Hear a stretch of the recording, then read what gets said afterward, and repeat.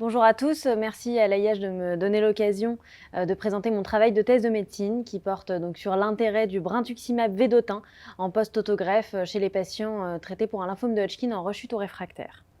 Donc le contexte actuel, malgré l'excellent pronostic des patients suivis pour un lymphome de Hodgkin, il persiste deux challenges à l'heure actuelle. Le premier étant celui des 10 à 30% de patients qui sont en rechute ou réfractaires à l'issue du traitement habituel.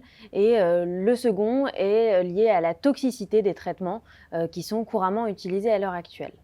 En lien avec ces deux questions, l'étude AETERA, qui est une étude de phase 3, contrôlée randomisée en double aveugle contre placebo, qui a montré l'intérêt du brentuximab vedotin en maintenance post-autogreffe chez les patients traités pour un lymphome de Hodgkin en rechute ou réfractaire et qui étaient dans cette étude tous naïfs de brentuximab.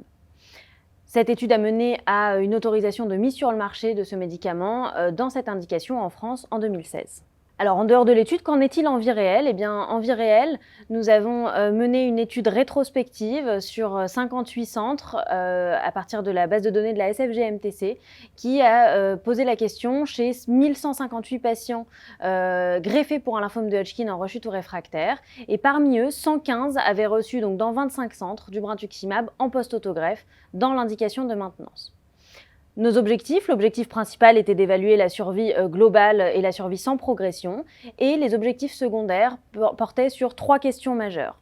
La première était celle de savoir si les patients ayant reçu du brentuximab pré-greffe continuaient à bénéficier post-greffe. La deuxième, à l'ère de la médecine de précision, était portée sur les sous-groupes bénéficiant préférentiellement du brentuximab dans cette indication, et la troisième sur l'intérêt du tandem de greffe.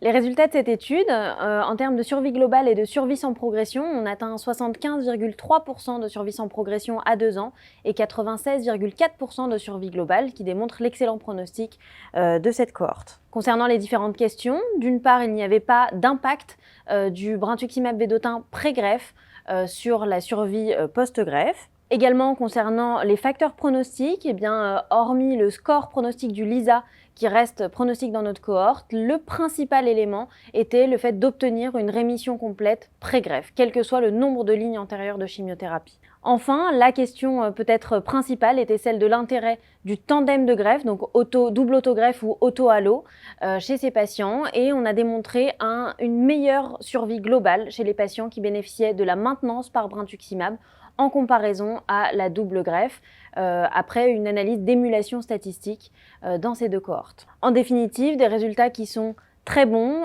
avec une utilisation plus large en vie réelle du brentuximab comparativement aux études Princeps.